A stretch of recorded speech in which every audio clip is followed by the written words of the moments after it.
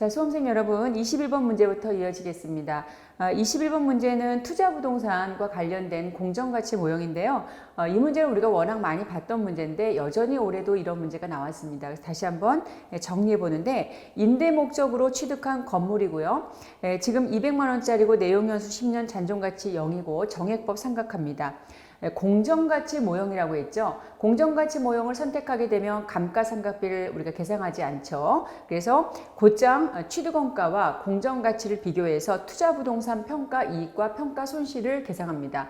이 투자부동산 평가이익과 평가손실은 둘 다 수익과 비용이기 때문에 이익에 영향을 주는 것이죠. 자, 이 문제는 취득원가 200만 원이고 그 다음에 공정가치가 240이니까 투자부동산 평가이익 수익 계정이 나타나고 그게 40만 원이 되니까 이익은 40만 원이다. 이게 간단하게 푸는 문제가 되겠습니다. 자, 이건 우리가 워낙 많이 알고 계시죠. 자, 그런데 이 문제가요. 만약 이게 임대 수익 목적의 건물인데 공정가치 모형이 아니라 만약에 원가 모형이면 어떻게 될까요? 원가 모형일 때 이익에 미치는 효과를 똑같이 묻는다면 원가 모형일 때는 공정가치 평가하지 않고 감가상각비를 기록하지 않습니까? 그러면 감가상각비는 비용이니까 감가상각비 금액만큼 당기순이익이 감소할 것입니다. 그래서 여러분 제가 늘 말씀드리지만 공정가치 모형을 했을 때는 평가이익과 평가손실이 이익의 플러스 마이너스인데 만약에 원가 모형일 때는 감가상각비가 반영돼서 이익의 감소가 된다. 그래서 각각을 묻기도 하고 둘의 차이를 물을 수가 있기 때문에 같이 항상 정리해 두시기 바라고요. 답은 4번이 되겠습니다. 올해도 이런 문제가 여전히 등장했었고요. 자, 22번입니다. 기말 매출 채권 잔액을 묻고 있습니다. 여러분 기말 매출 채권은요. 매출 채권 T 계정을 보시면 자, 매출 채권이죠. 이 매출 채권 T 계정에 차변의 증가, 대변의 감소고요. 자, 기초 매출 채권이 있고요. 그 다음에 외상 매출액이 이쪽에 있겠죠. 외상 매출액. 자, 외상 매출한 금액만큼 채권이 증가하고 그리고 이제 회수를 하게 되겠죠. 회수. 자, 그리고 나서 이제 기말 매출 채권이 이게 되는 거예요. 자, 이걸 묻고 있어요. 그럼 나머지가 주어지면 다 푸는데 항상 우리가 그 중에 일부가 주어지지가 않죠. 자, 기초 매출 채권이 얼마입니까? 5,000원이 되겠고요.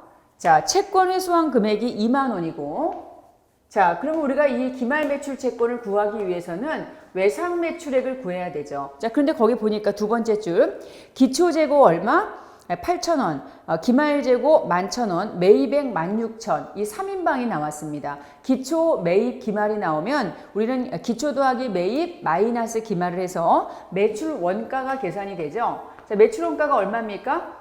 바로 기초 더하기 매입 마이너스 기말하면 13,000. 이 13,000에다가 우리가 뭐가 나오냐면 이익이 계산되지 않습니까? 자, 이익. 자, 매출 총 이익이 나와 있죠. 문제 나와 있어요. 이 이익이 얼마라고 되어 있나요? 6,500이라고 되어 있습니다. 6,500. 자, 6,500이기 때문에 이걸 둘을 합산하게 되면 매출액이 모두 얼마입니까? 19,500이 매출액이 되는 거죠. 모두 신용 매출이라고 한다면 모두 외상 매출이면 이게 그대로 올라가는 거죠. 근데 거기 보니까 현금 매출이 나와 있죠. 현금 매출이 얼마가 있습니까? 첫 번째 줄 끝에 보면 3,500이 있어요. 그 3,500을 여기서 빼야지 외상 매출이 되겠죠. 그래서 외상 매출액이 모두 얼마가 되나요? 3,500을 빼게 되면은 16,000원이 되겠죠. 그래서 16,000이 외상 매출액이다. 이렇게 보시고 그러면 21,000원이니까 자, 기말 매출 채권 얼마? 1,000원이다. 이렇게 볼 수가 있겠죠. 이 기말 매출 채권의 금액은 무슨 문제로 또 확장될 수 있어요? 자, 이 문제는 횡령액 문제로 확장할 수 있다. 이것도 같이 꼭 기억해 주세요. 횡령액. 자, 횡령액 문제로 나왔을 때는 요 1,000원에서 자, 내가 실제 존재하는 외상채권 금액이 있다면 이것을 차감한 금액 나머지가 횡령액이다. 그래서 기말 매출 채권 하나, 횡령액 하나 이게 두 가지 정리해 주시면 되고요. 그리고 이 문제는 그래서 이게 답이 1,000원입니다. 자, 그리고 이 문제가 요 이익이 말입니다, 여러분. 이거 금액으로 주어졌죠? 근데 이 매출 총이익이 퍼센트로 나올 가능성이 상당히 농후하죠. 그랬을 때 매출 총이익률로 나올 때가 있고 원가에 대한 가산율로 나올 때가 있다. 그래서 퍼센트로 나왔을 때는 거기에 상응해서 문제를 푸셔야 된다. 이것도 기억해 주시고요. 답은 1번 되겠습니다.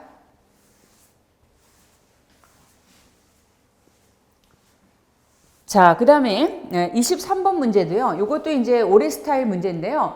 이 문제는 지금 주식인데 매매 수수료가 1,000원이 있었고 그리고 이 매매 수수료하고 매입할 때 들어가는 거래 원가를 얘기하는 거죠. 1,000원을 포함해서 11,000원을 지급하고 취득했어요. 이랬을 때 이 주식의 이름을 우리가 기타 포괄손익 공정가치 측정 금융자산으로 분류했습니다. 기본적으로 주식 지분 상품은 우리가 당기손익으로 분류하는 게 원칙인데 이것을 기타로 우리가 선택할 수 있다고 말씀드렸고요. 이랬을 때 기말의 이제 공정가치가 12,000원입니다. 그리고 그 다음에 팔았습니다. 자, 여러분 먼저 1번 요거 기타 포괄. 자, 기타 포괄 손익. 자, 기타 포괄 손익 공정가치 측정 금융자산이죠.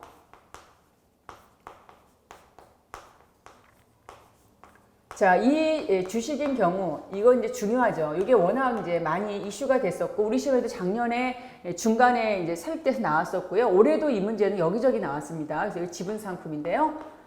이 지분 상품은 원래 원칙이 아니라 선택한 것이잖아요. 기타 포괄로 하겠다고. 그래서 끝까지 당기손익에 반영을 안 합니다. 여기 이제 큰 특징이 있고요.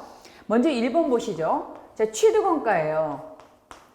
자, 취득금액. 자, 이 취득금액은 내가 최초 이시 시점의 공정가치의 거래원가를 더합니까? 안 더합니까? 기본적으로 더합니다. 그런데 당기손익만 더하지 않고 당기비용을 처리하는 거니까 10,000원이 아니라 뭡니까? 10,000원에다가 거래원가 포함한 이게 얼마였죠? 1,000원이었죠? 요 거래원가 포함한 11,000원이다. 이게 중요하고요. 만약에 이게 1번 지문이 맞게 되려면 당기손익 공정가치 측정 금융자산이라고 한다면 1번이 맞죠. 이거 반드시 기억해 주시고요. 자, 그 다음 두 번째 거래원가인데요. 자, 거래원가는 당기손익일 경우에는 당기비용이지만 이게 기타 포괄손익 공정가치 측정 금융자산이기 때문에 요거는 원가 취득금액에 가산하는 거죠. 그렇죠? 그래서 비용이 아닙니다. 자, 당기 비용으로 처리하지 않는다. 이게 중요하고요. 세 번째, 네 번째입니다. 자, 뭐라고 되어 있냐면 평가손익이죠. 평가손익. 자, 이 평가손익은요. 기타 포괄인 경우에는 뭐라고 했어요? 기타로 하라고 했죠. 기타. 기포입니다. 기포니까 누구랑 관계없다? 당기 순이익하고 관계가 전혀 없어요. 자, 그리고 처분손익인데요. 자, 이 처분손익도 당기이익에 영향이 없다. 그죠? 당기손익에 영향을 전혀 주지 않습니다. 제로예요, 제로. 그래서 답은 5번이 되겠습니다.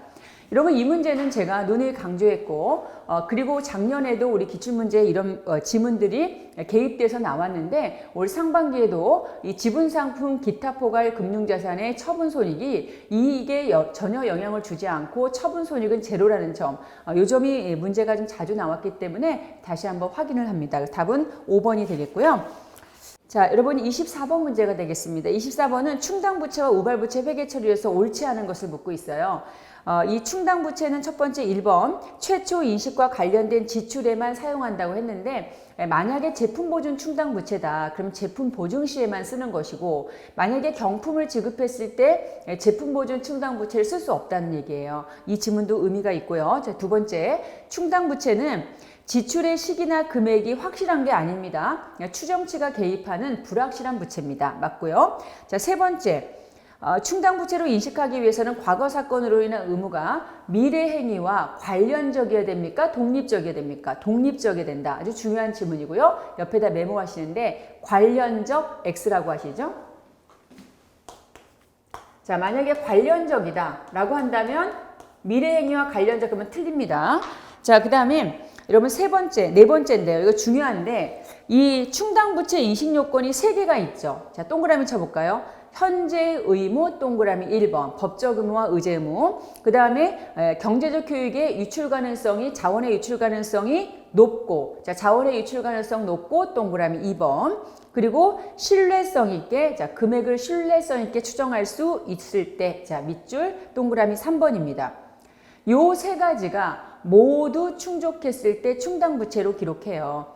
그래서 우리가 지난번에 80선 우리가 확인했던 마지막 문제에서 여러분 제가 그 충당부채 사례 문제가 있었지 않습니까? 그 사례를 우리가 분별할 때 요 세 가지의 인식 요건이 모두 충족했을 때 충당부채로 보고, 예를 들어서 금액을 신뢰성 있게 3억이라고 추정했는데 유출 가능성이 높지 않대요. 그럼 충당부채가 아니죠. 유출 가능성이 높은데 금액이 얼마인지 모르겠답니다. 그럼 충당부채가 아닙니다. 그런 것들은 모두 우발부채가 되는 거예요. 그래서 충당부채 인식요건 세 가지를 생각하고 만약에 사례 문제가 나왔다면 거기에 부합해서 모두 충족하면 충당부채, 하나 이상이 틀어지면 우발부채 이렇게 생각하시면 되겠고요.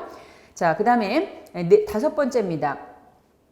자, 제3자와 연대해서 의무를 지는 경우에는 이행할 전체 의무에서 회사가 이행할 의무는 충당부채예요. 근데 제3자가 이행할 의무는 충당부채가 아니라 우발부채죠. 어찌 될지 모르지 않습니까? 그래서 이걸 충당부채가 아니라 우발부채로 기록한다. 답은 5번 되겠습니다. 자, 25번입니다. 자, 이 25번의 경우에는 이거는 이제 어떤 문제냐면요. 이 문제를 통해서 우리가 이제 환입과 관련된 내용을 정리하는 문제가 되겠습니다. 지금 주어진 그 박스의 공시 부분은요, X1년 말에 기계장치와 관련된 재무상태표 일부 내용이고, 그 다음에 문제는 X1년도 말의 자료인데 1년이 지나서 X2년 말에 회수 가능액이 210억이 됐답니다. 근데 지금 X1년 말에 재무제표를 보니까 재무상태표에 손상차손 누계액이 있습니다. 그럼 손상차손 누계액이 지금 X1년 1월 1일 날 취득했고 X1년 말에 손상차손 누계액이 표시가 됐다는 얘기는 손상을 인식됐다는 얘기고, 자, 그러면 그 옆에 있는 180은 뭘까요? 회수 가능 금액이다. 이렇게 우리가 읽을 수가 있습니다. 자, 그리고 지금 여러 가지 내용을 묻고 있는데요. 이 문제는 우리가 이제 손상차손과 장부금액 그리고 환입의 문제까지 종합적으로 정리할 수 있는 문제가 되겠습니다. 전체가 몇 년이면 10년이에요. 자, 10년 중에서 X1년, X2년이 있는데요. 자, X1년, X2년이에요. 자, 근데 지금 뭐냐면 이 회사가 지금 회수 가능액이 지금 보니까 지금 X2년 말에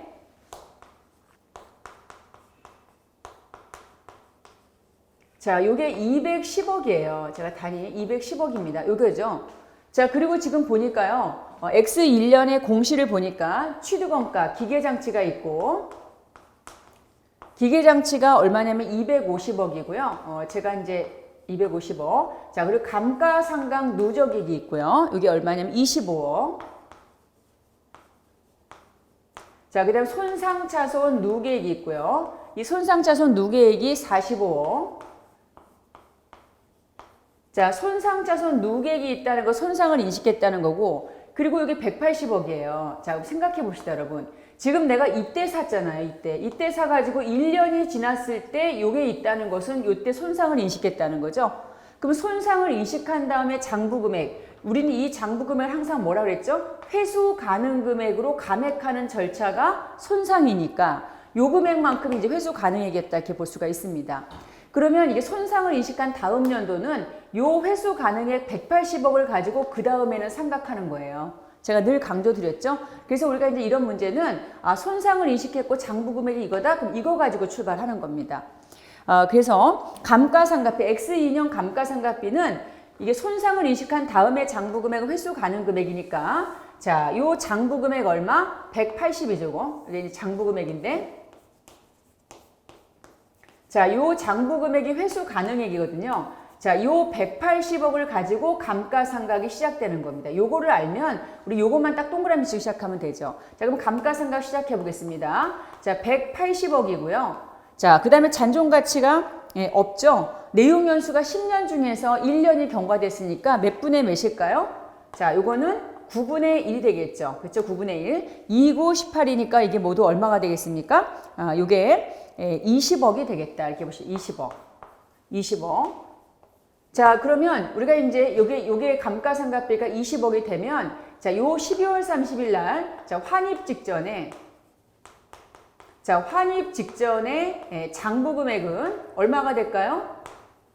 180억을, 여기서 180억을 가지고 출발하고요. 180억에서 감가상각 20억을 빼니까 이게 얼마죠? 160억이 된다. 이렇게 보시면 돼요. 160억. 되죠? 그러면 이 160하고 회복된 210을 이렇게 곧장 우리가 회복시키느냐? 이게 아니라고 그랬죠. 뭐가 있습니까? 한도가 있다. 그래서 한도. 요 한도 내에서 회복시키죠. 한도에 걸리면 한도까지 회복시키는 거죠. 한도가 뭡니까? 아, 내가 손상을 인식하지 않았더라면 내가 그대로 처음 얼마짜리 250 갖고 감가상각 몇 번 했을까? 2번 했겠죠. 그래서 손상을 인식하지 않았더라면 이걸 무시하고 손상을 인식하지 않았더라면 나의 지금의 장부 금액 거기까지 회복할 수 있다고 보는 거예요. 한도가 이거죠. 그러면 이제 그 한도를 계산해 보겠습니다. 이 한도는요. 여러분 취득원가가 얼마인가요? 자, 취득원가가 지금 보니까 250억이고요. 그렇죠? 자, 250이고 잔존가치가 있나요? 잔존가치가 없습니다. 그리고 나서 지금 보니까 장부금액이니까 지금 보면은 250이고요. 잔존가치가 없죠. 한도는 250이죠. 여기서 250에서 억에서 지금 몇 번의 상각을 해야 되죠? 10 중에서 10분의 1을 우리가 한 거를 빼면 되겠죠. 근데 여러분 1에서 10분의 1을 빼면 결국 250의 몇 분의 몇이에요? 10분의 8이잖아요. 장부금액이니까. 그래서 곱하기 전체 2년이 경과됐으니까 장부금액은 10분의 8이 남았다는 거죠. 잔존가치가 없으니까. 그렇다면 이게 얼마가 되겠습니까? 200억이 될 거예요. 200억. 자, 그러면 한도가 200이니까 한도에 걸리죠. 회수 가능액은 210인데 한도가 200이에요. 그럼 그 이상은 안 된다는 거죠. 자, 그렇다면 환입은 어떻게 해요? 160에서 200억까지로 환입하면 되는 거죠. 그럼 환입은 얼마다? 환입은 우리가 40억이다. 이렇게 볼 수가 있다는 거죠. 자, 하나씩 봅시다. 첫 번째, 감가상각비는 20억이다. 맞죠? 20억 맞고요. 자, 2번 보겠습니다. X2년은 환입한 다음의 금액인데요. 환입한 다음의 금액은 바로 회수 가능 금액이 되는데 이 문제는 회수 가능 금액이 걸렸죠, 한도에. 그러니까 어디까지 회복이 되겠어요? 200억까지 회복이 되는 거죠. 그래서 이 문제는 210이 아니라 한도에 걸리니까 200억이 되는 거고요. 자, 그 다음에 3번. 손상을 인식하지 않았다고 가정할 경우 장부 금액은 어떻게 되죠? 한도죠, 한도. 한도는 200억 맞고요. 자, 4번. 손상 차손 환입은 뭐다? 한도에 걸리니까 장부금액 160에서 200억이니까 40억이죠. 자, 그 다음에 마지막 5번은요. X 1년 말의 장부금액은 회수 가능액 그 박스에 있는 180억 맞습니다. 그래서 답은 2번이 틀렸다. 한도에 걸리기 때문에 회수 가능액 240억이 아니라 210억이 아니라 바로 한도 200억이 답이다. 그 답은 2번이 되겠고요. 그 다음에 26번 볼까요? 자, 요 26번은 이 회수 가능 금액 여러분 잘 좀 기억해 주세요. 왜냐하면 이 손상을 인식한 다음에 장부 금액은 회수 가능 금액에 맞춰져 있다는 거 꼭 기억해 주시고, 자, 26번 보겠습니다. 26번은 수익의 인식과 관련된 내용입니다. 이 문제는 지금 우리가 맞는 것을 물었기 때문에 나머지는 모두 틀렸어요. 그럼 왜 틀렸는지 따져보겠습니다. 여러분 1번. 우리가 수익의 인식에서 먼저 계약의 식별이 필요한데요. 이때 이 계약은요. 계약의 승인은 서면으로만 가능합니까? 절대 그렇지 않다고 그랬죠. 계약은 서면, 그 다음에 구두, 그 다음에 관행, 사업의 관행 등으로 할 수 있다고 말씀드렸고요. 그 다음에 2번. 수익의 인식의 5단계에서는 수행 의무의 식별, 그 다음에 계약의 식별, 이게 아니죠. 제일 먼저 계약을 식별하고, 그 다음에 수행 의무를 식별하고, 거래 가격을 산정한 다음에 만약에 수행 의무가 2개 이상이라면 그 수행 의무별로 거래 가격을 배분하고, 그리고 그 거래 가격 배분을 수행 의무별로 이제 우리가 수익을 인식하게 되는 것입니다. 자, 그 다음에 여기서 순서는 틀렸죠. 자, 3번. 거래 가격은 이거죠. 거래 가격은 기업이 있으면 고객한테 무엇을 제공하나요? 수행 의무를 제공하고 그리고 그거에 상응하는 대가를 받게 되는 거지. 이게 거래 가격이에요. 근데 이 거래 가격에 제3자를 대신해서 회수한 금액이 포함되어 있다. 그것은 우리가 이제 거래 가격이라고 보지 않죠. 제외한다. 포함하지 아니한다. 맞습니다. 답은 3번이 맞고요.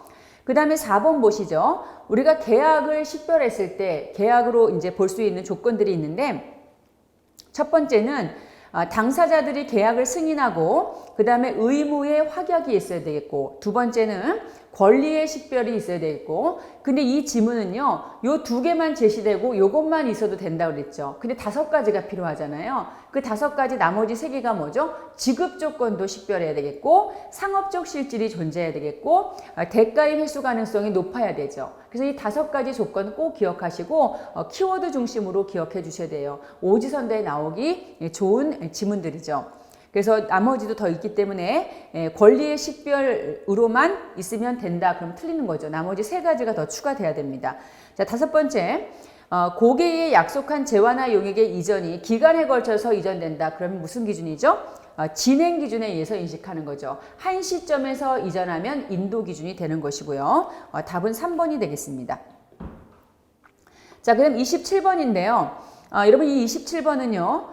경비 용역 수익입니다. 경비 용역을 제공하고 우리가 수익을 창출하는 것인데 이 문제는 지금 현금으로 받은 걸 제시하고 발생주의 금액을 물었습니다. 자, 그렇다면 수익이니까 발생주의는 무슨 변이죠? 대변이잖아요. 항상 우리가 8요소 이치로 생각하면 돼요. 자, 이 문제는 경비 용역 수익이에요. 경비 용역 수익. 경비 용역을 제공하고 수익을 얻는 거죠. 그럼 발생 기준은 수익의 발생은 대변이지 않습니까? 이 문제는 요게 나와 있고요. 자, 그리고 경비 용역 수익에 대해서 현금 수취액이 나왔죠. 현금 수령액. 요게 현금주의죠. 그럼 현금주의는 얼마입니까? 50만 원이고요. 자, 그리고 이제 나머지 봅시다. 미수 용역 수익. 자산의 증가인가요? 자산의 증가가 얼마입니까? 5만 원. 미수 용역은 미수는 자산이죠. 그럼 차변. 선수 용역 수익. 부채가 감소했죠. 그럼 부채의 감소는 무슨 변이에요? 차변이에요. 5만 원. 자, 그럼 대차 차액이 일치하는 거니까 50에서 5만 원 2번이니까 우린 이걸 얼마라고 하죠? 모두 합하게 되면 60만 원이죠. 그럼 발생주의 용역 수익은 얼마? 60만 원이다. 이게 답이 된다는 얘기죠. 자, 답은 4번이 되겠고요. 자, 28번입니다. 이 28번은 우리가 전형적으로 많이 풀었던 우리가 은행 계정 조정의 문제고요. 이 문제 중에서 특히 우리가 노출된 문제 중에 바로 수정사항을 역산해서 묻는 문제죠. 우리가 많이 봤던 문제입니다. 그런데 이런 문제를 제한된 시간에 내가 정확히 풀 수 있는지 훈련이 되었는지 이게 이제 다시 한번 점검사항인데요. 자, 우리가 이제 이렇게 은행 계정 조정이 나왔을 때는 자, 이쪽에 회사 측이 이렇게 있지 않습니까? 자, 은행 측이 있고요. 자, 먼저 같이 한번 보죠. 수정전 금액이 있습니다. 여기도 수정전이 있고요. 일단은 둘이 틀려서 출발하는 건데 은행 측의 수정전 금액, 회사 측의 수정전 금액이 있는데 회사 금액이 모두 얼마입니까? 45,500원이죠. 45,500원. 자, 은행 측의 수정전 금액이 얼마입니까? 39,200원이죠. 39,200원. 시작해 볼게요. 자, 기반행 미인출 누구 거죠? 은행이죠. 마이너스 3,600. 자, 그 다음에 회사 미통지, 회사의 미통지죠. 회사에 기록할 금액이죠. 플러스 1,500. 자, 은행으로부터 통지를 받지 못한 은행 수수료, 은행은 차감했지만 회사가 차감 못한 거죠. 마이너스 1,000이 되겠고. 자, 수표를 발행했는데 회사가 잘못했죠. 여러분 수표 발행은 당좌예금의 인출인데 마이너스를 많이 했으니까 200원만큼 많이 했죠. 그럼 마이너스 취소하려면 더해야 되죠. 이렇게 200. 자, 그 다음에 나머지 차이는 은행 측 미기입 예금이다. 그럼 어떻게 되죠? 이쪽에다가 더하면 되겠죠. 이렇게. 자, 이랬을 때 대차 일치시키는 거죠. 이렇게. 자, 근데 중요한 건 이럴 때는 자, 모두 세팅이 있는 건 이쪽이죠. 그래서 우리가 회사 측을 통해서 먼저 누구를 구해요? 올바른 잔액을 구하게 되는 거예요. 그쵸? 요걸 먼저 구하죠. 자, 그러면 계산하면 얼마가 되겠습니까? 45,500 더하기 1,500 마이너스 1,000 더하기 2,000 46,200이 되겠죠. 46,200이고 요 둘은 같으니까 46,200이 되겠고 그래서 우리는 요거와 요거의 관계를 통해서 얘를 부를 수 있죠. 그렇죠? 그래서 미기입 예금은 더하니까 이게 모두 얼마가 되겠습니까? 16,600원이 되겠다. 이렇게 볼 수가 있겠습니다. 워낙 뭐 전형적으로 많이 봤던 문제니까 여러분 실수 안 하시면 맞출 수 있는 문제고요. 이런 문제는 또 이렇게 비슷하게 나오게 돼요. 그러니까 이런 문제를 제한된 시간에 내가 아는 문제라도 정확히 풀 수 있도록 훈련하시는 게 필요하다. 이걸 말씀드리고요. 자, 그 다음에 이제 이 문제가 이렇게 나올 수 있다 제가 그랬죠. 뭐냐면 요 올바른 잔액이 문제에 주어질 수 있어요. 이렇게 46,200원. 그리고 나서 거꾸로 요거를 물어볼 수 있죠. 그럼 어떻게 됩니까? 만약에 올바른 잔액이 나오고 자, 회사 측의 수정전 금액을 만약에 얘를 물었다라고 한다면 회사 측의 수정사항을 부호를 거꾸로 붙이면 되는 거죠. 그렇죠? 이렇게 올라가는 거니까. 그래서 이런 것도 한번 생각해 보시기 바랍니다.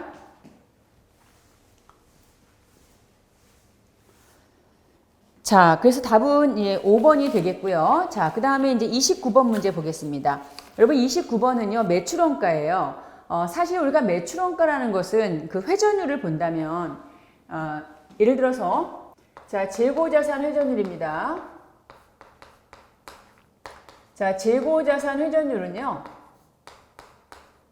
XX 회전율은 분자가 매출액인데 재고자산은 분자가 매출원가라고 했어요. 매출원가. 그래서 평균 재고니까 기초재고, 거의 기초재고가 나와 있죠. 기초재고가 9만원.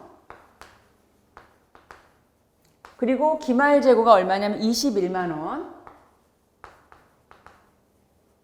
자, 나누기 2. 이렇게 해서 회차가 나오잖아요. 그래서 이제 우리 초창기 때 시험은요, 여러분, 요게 문제에서 주어지고, 요걸 이렇게 계산해서 이항하면 곱하기로 바뀌죠. 그래서 요거를 구하는 문제가 초창기 문제 유형이었고, 여전히 지금도 나옵니다만, 그런데 요즘에는 이런 경우는 지양하고 한 단계 더 나가서 나오는 거죠. 뭐냐면, 재고자산 회전 일수가 나오는 거예요. 재고자산 회전기간.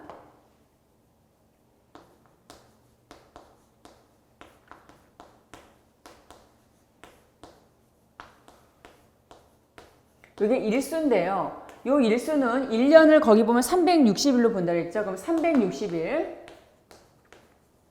자, 그리고 매출채권 회전율이에요. 요걸 나눈 게 일수인데요. 이 문제는 요 일수가 주어졌죠. 며칠이죠? 121이 주어졌습니다. 자, 요즘 문제는 이렇게 나옵니다. 얘가 주어졌단 말입니다.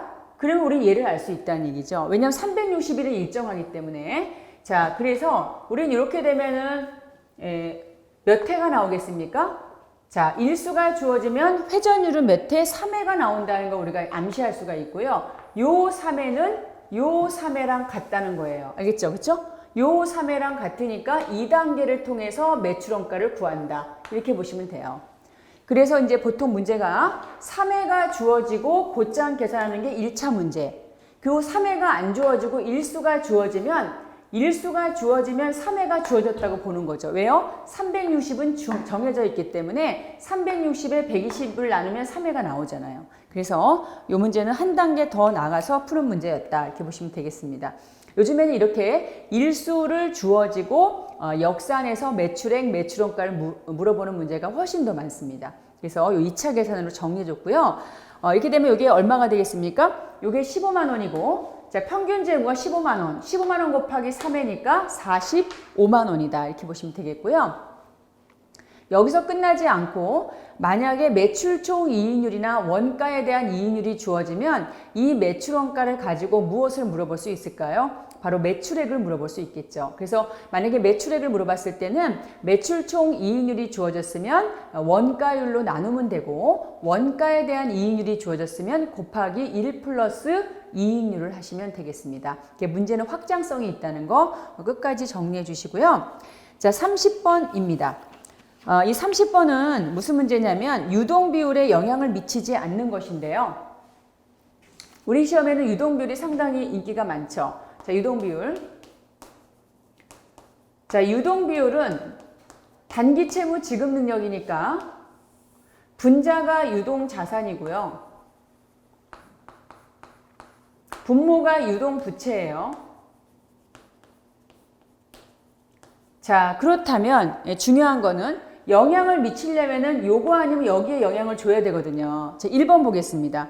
자, 1번 지문에서 누가 영향을 줍니까? 거기서 유동자산과 유동부채는 누구예요? 장기 대여금은 아니죠. 누구죠? 현금이잖아요. 현금. 현금을 회수했다. 현금의 증가죠. 나머지 일정이니까 유동비율 증가가 되는 거죠. 이렇게 보는 거죠. 요 두 개에 해당되는 것만 쳐다보면 돼요. 다른 건 무시하고. 2번. 사채가 만기가 돼서 현금으로 상환했다. 그럼 현금 상환해서 뭐가 감소하죠? 유동자산이 감소하죠? 그럼 얘도 감소하는 거예요. 나머지 일정이니까. 자, 상품을 실사한 결과 감모 손실이 발생했다? 그러면 상품의 감모 손실은 상품이 감소된 거니까 자산이 감소한 거죠. 상품은 유동자산입니다. 그럼 여기 분자가 또 감소하죠? 유동비율 감소해요. 토지를 매각하고 1개월 후에 받기로 했다. 1개월 후면 채권인데 그 채권은 유동이지 않습니까? 유동자산 증가, 유동비율 증가. 유동부채는 가만히 있으니까. 자, 그런데 5번은요. 기계장치도 유동자산이 아니고 비유동이고 장기성 지급어음도 비유동부채죠. 유동부채가 아니죠. 그렇기 때문에 이 5번 지문의 기계장치와 장기성 지급어음은 모두 유동자산과 유동부채가 아니죠. 그러니까 영향이 없다. 답은 5번이 되겠고요. 자, 그 다음에 우리 그 31번입니다. 이 31번은 사채상환손익인데요. 자, 사채 상환은 원래 기본적으로 만기에 상환하면은 액면금액으로 갔기 때문에 상환손익이 존재하지 않습니다. 상환손익이 존재한다는 것은 만기 전에 기업이 자금이 좋아서 조기에 상환했을 때 생겨요. 자, 그렇다면 상환금액은 문제에 나와 있기 때문에 상환 직전에 장부 상태가 얼마인지를 빨리 구하시면 되는데요. 그 장부 금액을 제가 간편법으로 말씀드렸지 않습니까? 자, 그 문제로 푸시면 돼요. 자, 이 문제는 X1년 1월 1일 날 이제 발행을 했고요. 9,503이니까 할인 발행이 됐겠죠. 10,000원에 대한 거니까. X2년 1월 1일은 뭐예요? 몇 기죠? 1기 말과 같다는 거죠. 그쵸? 자, 여기 몇 년짜리는 3년짜리입니다. 할인 발행이 있으니까 한 번, 두 번, 세 번에 걸쳐서 만기에 수렴하고, 자, 발행 금액은 얼마냐면은 지금 보니까 9,503이에요. 자, 이게 X1년도죠. 자, X2년도 1월 1일은 X1년도 말과 같아요. 그럼 얘는 뭐다? X1년 말에 장부 금액과 같겠죠? 이게 바로 이제 상환을 했다는 거죠. 상환. 조기 상환한 거죠. 자, 그러면 우리는 X1년 초에 취득했을 때부터 1년이 지난 이때 바로 X1년 말에 상각 후 원가 장부 금액 계산이 먼저 돼야 되죠. 그 9,503 곱하기 1 플러스 유효이자율이 몇 %예요? 10%죠. 1.1 마이너스 표시이자 8%에 대해서 우리가 지금 10,000원이니까 얼마입니까? 800원이 되겠고, 자, 그럼 1기 말의 사채의 장부 금액은 얼마가 될까요? 9653이 되죠. 9653. 자, 9653이라는 부채를 얼마 주고 상환했어요? 9,800원 주고 상환했습니다. 자, 많이 주고 상환하면 손실인 거 아시죠? 그쵸? 자, 그래서 9,800. 자, 마이너스 9,653이니까 상환 금액이 크니까 얘는 뭐죠? 손실이 된다. 이렇게 볼 수가 있겠죠. 손실. 자, 그래서 얼마만큼 손실입니까? 147만큼 손실이다. 이렇게 볼 수 있어요. 우리가 많이 했던 내용인데 항상 중요한 건 상각 후 원가가 중요하다는 거고요. 만약에 상환을 이때 했다. 그럼 어떻게 되죠? 자, 9653을 한 번 더 우리가 상각 후 원가로 계산해야 되는 거죠. 그래서 요 시점의 장부 금액과 상환 금액을 비교하는데 상환 손익은 항상 부채를 갚는 개념이 되기 때문에 갚을 때 상환 금액이 크면 손실이고 상환 금액이 작으면 이익이다. 답은 2번이 되겠습니다. 손실입니다. 자, 32번 보겠습니다. 자, 주식회사 한국이 당기순이익이 13만 원일 때 영업활동 현금으로 묻고 있는데요. 영업활동 현금 흐름은 간접법이죠. 당기순이익이 나왔으니까. 그래서 여러분 우리가 이제 제가 말씀드렸던 거래의 결합관계에 의해서 풀도록 하는데요. 먼저 당기순이익은 수익이 비용보다 큰 거니까 발생주의 대변 쪽에 기록을 하고, 대변은 유입, 차변은 유출이라고 했습니다. 자, 먼저 그러면 비용 계정이 있다면 제거할 것이 있나 보니까 유형자산 처분 손실은 투자활동 비용이니까 비용 제거 대변 유입입니다. 그리고 나머지는 이제 영업활동 자산부채를 배치하면 되는데요. 재고자산의 감소는 영업활동 자산의 감소, 자산의 감소 무슨 변? 대변 플러스. 자, 그 다음에 매출채권의 증가는 영업활동 자산의 증가니까 차변 뭐죠 여러분? 유출. 그 다음에 미수임대료의 증가는 자산의 증가니까 차변이죠. 5천 유출입니다. 자, 단기차입금 증가는요. 여러분 부채의 증가 대변 이러면 안 되죠. 단기차입금은 영업활동 부채가 아니라 재무활동 부채니까 무시하셔야 되겠고요. 자, 매입 채무 감소는 부채의 감소니까 차변이 되겠고 요거는 유출이 되겠습니다. 그래서 대변 유입에서 차변 유출을 빼면 12만 5천 원의 유입이 나온다 이렇게 보시면 되겠고요. 이렇게 당기순이익에 출발해서 영업활동 현금흐를 묻는 문제가 바로 간접법 문제라면 만약에 영업활동 현금흐름의 유입금액이 주어지고 발생주의 당기순이익을 묻는 문제가 있다면 이건 바로 발생주의 문제다. 이렇게 거꾸로도 같이 정리해 주시기 바랍니다. 답은 2번이 되겠고요. 자, 33번입니다. 자, 원가에 대한 설명으로 옳지 않은 것을 묻고 있는데요. 자, 1번 보시겠습니다. 이런 매몰 원가가 있는데 이 매몰 원가는 기발생 원가, 과거 원가, 비관련 원가라고 해요. 그래서 이 매몰 원가인 경우에는 이미 과거 의사결정에 관련이 됐고 이미 발생한 역사적 원가이기 때문에 지금 의사결정에 전혀 도움이 되지 않는 원가다 이렇게 볼 수가 있겠고, 자, 두 번째 기회원가입니다. 기회원가는 여러 가지 대체안 중에서 어느 하나를 선택했겠죠. 그럼 하나를 선택하면서 포기한 가치들이 있어요. 그 상실하게 되는 가치 중에 최대치를 우리가 기회비용이다 이렇게 얘기하고요. 자, 고정원가는 조업도의 변동에 관계없이 원가 총액이 일정하죠. 그러면 단위당 원가는 조업도에 반비례한다. 이걸 꼭 기억해 두시고, 그리고 반비례하기 때문에 생산량이 감소하면 단위당 고정원가는 증가하는 것이고요. 자, 4번입니다. 변동원가는 원가 총액이 조업도에 따라서 비례적으로 증가하죠. 자, 그리고 비례적으로 증가하니까 단위당 원가는 어떻게 되죠? 일정합니다. 증가한다가 아니라 일정이죠. 그래서 4번이 답이고요. 틀린 지문이고. 그래서 답이 4번입니다. 여러분 여기서 3번과 4번 잘 해두시는데 변동원가와 고정원가는 일정이 누군가를 잘 보셔야 돼요. 고정원가는 총액이 일정하고요. 변동원가는 단위당 원가가 일정하다는 점, 이 점 꼭 기억해 주시기 바랍니다. 통제 가능 원가라는 것은 경영자, 관리자가 원가를 통제할 수 있는 것이고 따라서 책임질 수 있는 원가다. 그래서 경영자를 평가할 때, 성과 평가할 때는 통제 가능 원가를 대상으로 한다. 이렇게 정리할 수가 있겠습니다. 자, 그 다음에 34번 문제인데요. 이 34번 문제는 우리가 이제 정상개별원가 계산에서 정상개별원가라는 것은 원가 3요소, 직접재료원가, 직접노무원가, 제조간접원가를 계산할 때 이 제조간접원가를 어떻게 한 거냐면 예정배부한 거죠. 그럼 예정배부를 해서 원가 계산이 이루어졌기 때문에 사후적으로 실제 금액과 비교하면 배부 차이가 생겨요. 이 배부 차이를 조정하는 방법이 매출원가 조정법, 그 다음에 비례배분법이 있다는 것이죠. 자, 이 문제는 비례배분법이고요. 그 중에 총원가 비례법을 묻고 있습니다. 그래서 총원가 비례법으로 했을 때 과소배부된 이 배부 차이를 우리가 이제 매출원가에 조정한다면 조정한 다음에 매출원가는 얼마입니까를 물었습니다. 자, 그렇다면 자, 배부 차이가 문제가 나왔으니까요.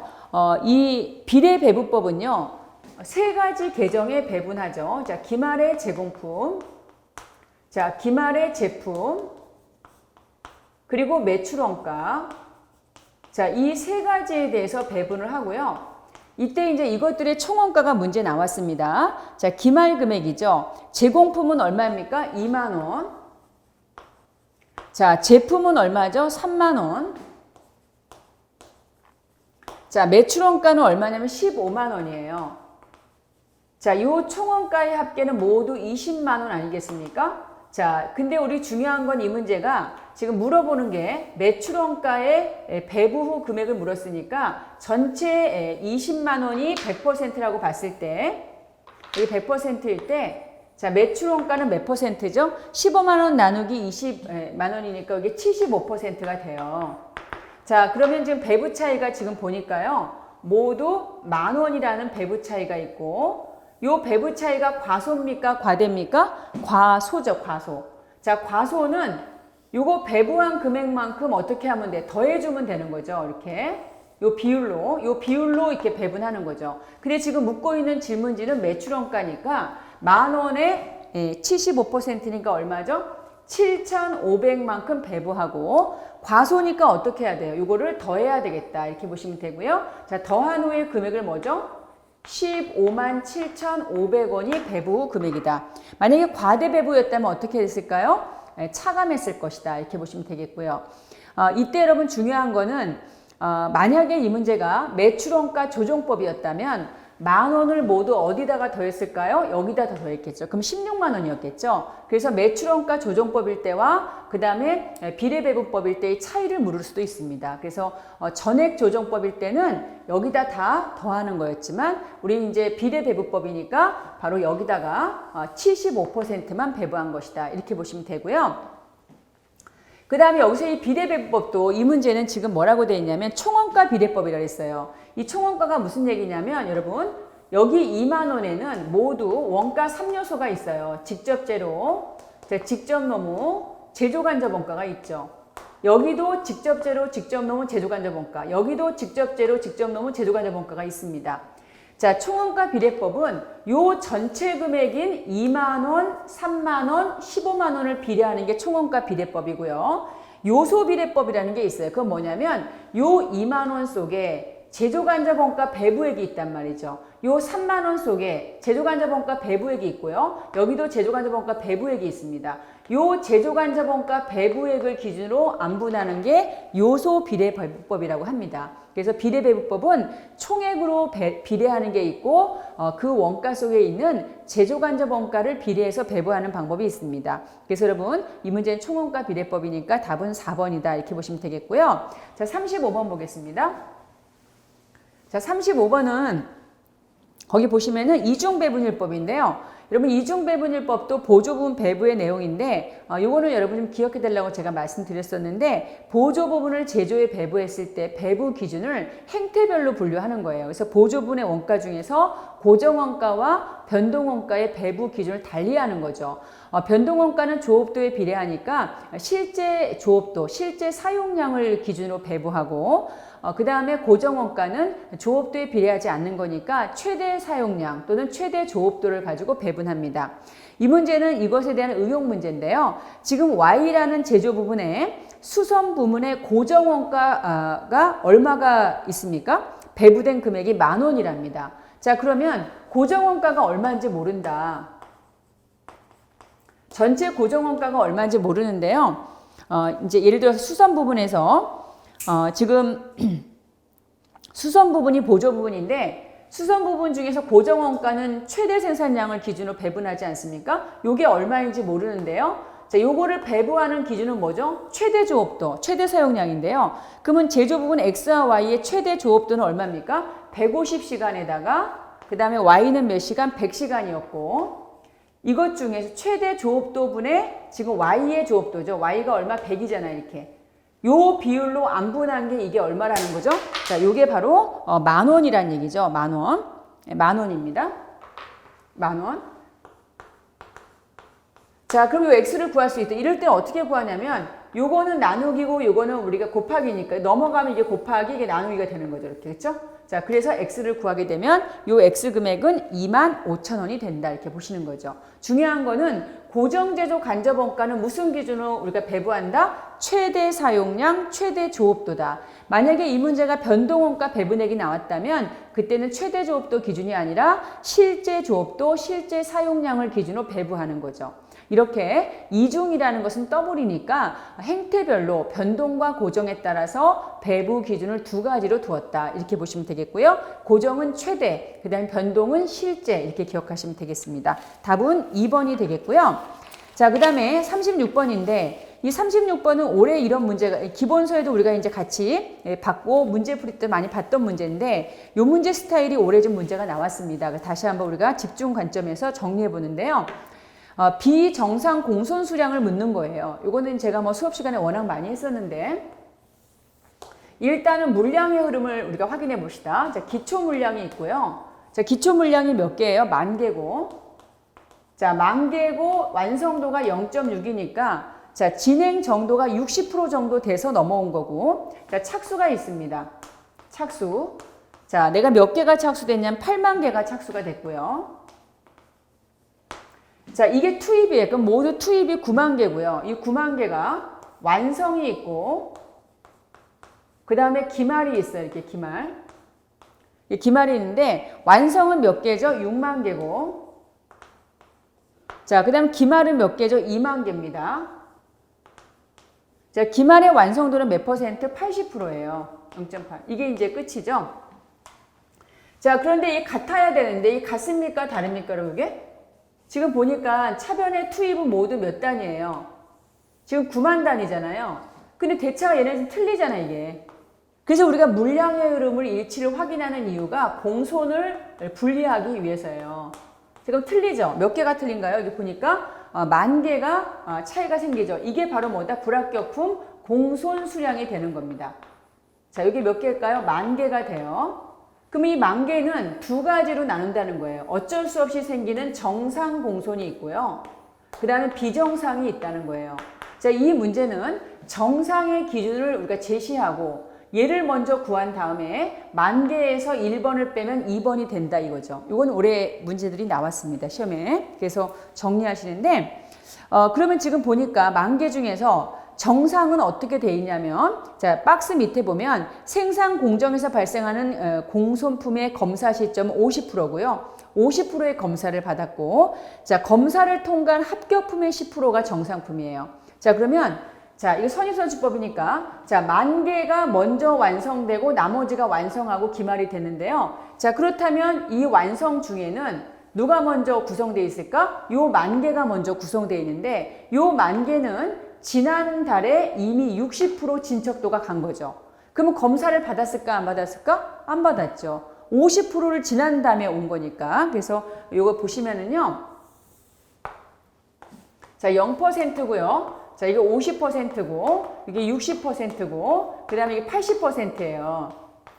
자, 내가 기초는요. 60% 된 상태에서 와서 이렇게 있는 게 기초죠. 이게 기초죠. 자, 기말은요. 언제인지 이렇게 해서 이렇게 80% 된 상태로 지금 있는 게 이게 기말이에요. 자, 검사는 언제 했나요? 요때 검사를 한 거죠. 검사. 이게 검사죠. 자, 그러면 검사 받은 물량은 기초는 검사를 안 받았죠. 60% 된 상태에서 넘어왔는걸요. 자, 그렇다면 이 정상 공손 수량의 대상이 되는 거는요. 자, 완성 6만 개 중에서 자, 완성 6만 개 중에서 기초는 검사를 안 받았죠. 그럼 10,000개를 빼는 거죠. 그죠? 5만 개. 자, 여기에다가 80%는 검사를 받았죠. 검사 50% 받았으니까 80% 상태가 되는 거죠. 그럼 이게 얼마입니까? 자, 이게 2만 개가 되니까 모두 얼마입니까? 7만 개가 되는 거죠. 요 7만 개에 대해서 몇 퍼센트가 정상이라고 됐나요? 10%라고 그랬죠. 그렇죠? 10%. 자, 그러면 정상 수량은 모두 몇 개죠? 7,000개다 이렇게 보시면 되겠고요. 그럼 10,000개에서 7,000개 빼면 얘는 몇 개가 된다? 3,000개가 된다. 그럼 답은 3,000개가 되는 거죠. 그래서 그 설명을 해서 말씀을 드렸고 자, 그 다음 37번은요. 여러분 이 문제 잘 해두세요. 이 문제 잘 해두시기 바라고 자, 그 다음에 이제 37번인 경우에는 우리가 이제 그 입률 차이가 있고 실제 입률을 물었으니까 이건 아주 간단한 표준효과 차이 분석입니다. 자, 실제 입률 X로 놓고 표준 입률 얼마? 400 곱하기 실제 시간 몇 시간? 1200시간이고 그게 3만 원만큼 불리하니까 요식 그대로 3만 원을 나누기 1200을 하게 되면 25 정도 차이가 생기고 그 25원 정도 실제 입률이 우리가 이제 표준일보다 큰 거니까 425가 되겠죠. 답은 2번이 되겠고요. 자, 그 다음에 이제 우리 그 38번의 문제는요. 지금 갑제품이 정상 판매 가격이 단위당 500원이고 변동원가가 450이니까 요 차이가 이제 우리가 단위당 공원이익이 되겠죠. 자, 그런데 고정원가가 10만 단위를 기준으로 해서 단위당 100원이고 15만 단위까지는 관련 범위 내에서 고정원가가 변함이 없대요. 그런데 이 회사가 지금 판매 계획을 12만 단위를 세웠고 그리고 추가적으로 15,000단위의 특별 주문을 받았습니다. 지금 최대 내가 15만 단위까지는 고정원가가 변함이 없다고 그랬죠. 근데 지금 내가 12만 단위를 세웠고 특별 주문 15,000단위를 내가 생산한다고 해도 15만 단위 이내이죠. 그러면 고정원가는 추가로 발생하지 않는다라고 볼 수 있고요. 자, 이랬을 때 15만 단위의 특별 주문을 받았을 때 영업이익 150만 원을 얻기 위해서는 내가 판매 가격을 얼마로 하면 될까요? 이런 얘기예요. 자, 그러면 이 지금 추가적인 특별 주문 받은 15,000 단위에는 고정원가가 추가로 안 생기잖아요. 그러면 공원이익이 150만 원과 같아지도록 하는 판매 가격을 계산하면 되겠죠. 자, 그러면 같이 한번 보면은요. 자, 단위당 공원이익이 뭐죠? 판매 가격 모르니까 X. 단위당 변동원가는 얼마가 되겠습니까? 간단하게 풀면 350이잖아요. 350 곱하기 몇 단위 판대요? 15,000단위를 판답니다. 여러분 이게 뭐죠? 이게 공원이익이잖아요. 요 공원이익이 고정원가는 추가로 안 생기니까 얼마랑 같아지면 돼요? 지금 영업이익 얼마? 150. 특별 주문으로 인한 공원이익이 150과 같아지면 돼요. 자, 그럼 먼저 요거를 이렇게 넘기면은 뭐가 된다? 나누기가 된다. 그럼 얼마가 되겠습니까? 100원의 금액이 생기고요. 요 차이가 100원이 되려면 얘는 얼마가 되는 거죠? 450이 되는 거 아니겠습니까? 450 이렇게 풀면 돼요.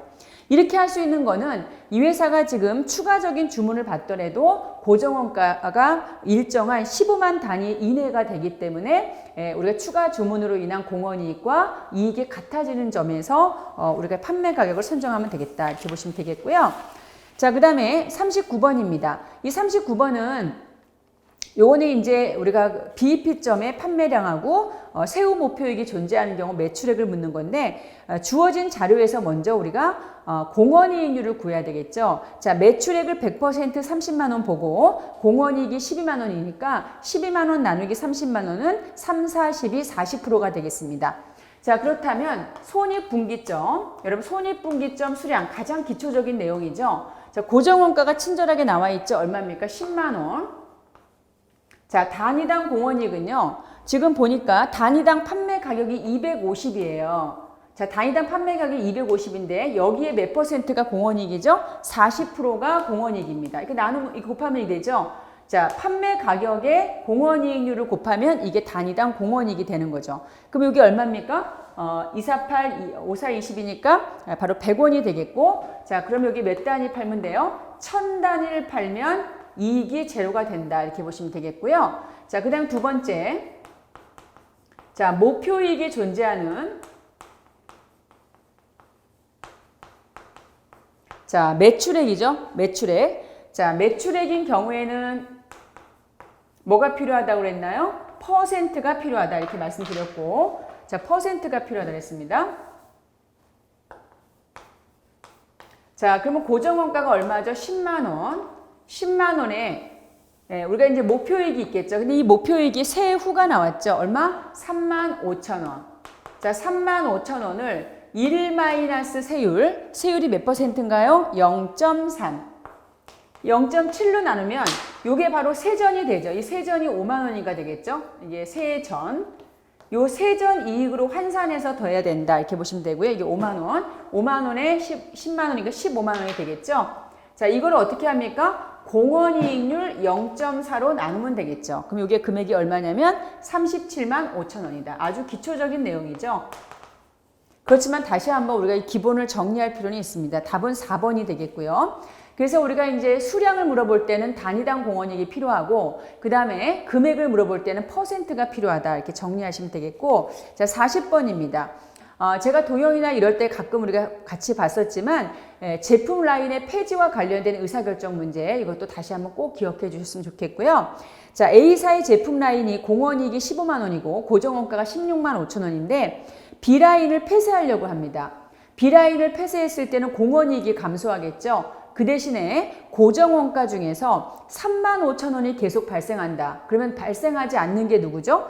바로 16만 5천 원에서 3만 5천 원을 빼면 회피할 수 있는 원가가 13만 원이에요. 그럼 우리는 이제 13만 원만큼 고정원가가 절감된다고 봐야 되거든요. 자, 그래서 이 제품 라인은 최근에 한 2번 정도 나왔어요. 물론 다시 나올 수도 있습니다. 자, 그래서 요거는 이제 보시면은요. 자, 제품 라인을 폐지하게 되면 일단은 나는 뭐를 포기해요? 지금 제품 라인, B라인에 있었던 공원이익이 없어지는 거죠. 그럼 이익이 얼마? 15만 원만큼이 감소하는 거고요. 자, 이건 이제 감소 요인이고요. 두 번째는 자, 내가 B라인을 폐지하면 비용이 절감될 수 있는데 그게 고정원가인데 고정원가가 총 얼마가 있습니까? 16만 5천 원이 있는데요.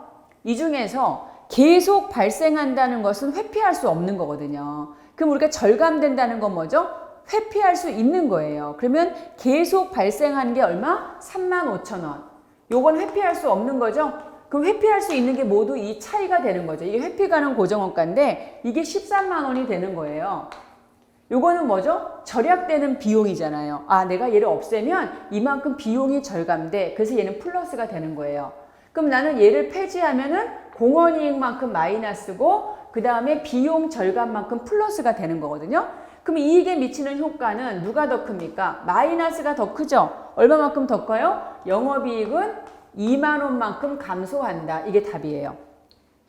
우리 시험도 이런 패턴으로 나왔는데 저는 이 문제가 의사결정의 문제로도 나올 수 있다고 봅니다. 그럼 의사결정으로 한다면 자, 내가 이걸 폐지했을 때 영업이익이 감소한다. 이 얘기는 뭡니까? 고정비 절감분보다 오히려 공원이익의 포기분이 더 크다. 그거는 유지하는 게 맞다고 보는 거죠. 근데 만약에 내가 공원이익의 감소분보다 절약하는 고정원가 금액이 더 크다. 그럼 폐지하는 게 맞겠죠. 그래서 여러분 이 문제는요. 영업이익에 미치는 효과도 중요하지만 그 효과로 인해서 경영자가 이것을 폐지하는 게 맞느냐 아니면 유지하는 게 맞느냐 여기까지 정리하시는 게 맞다고 봅니다.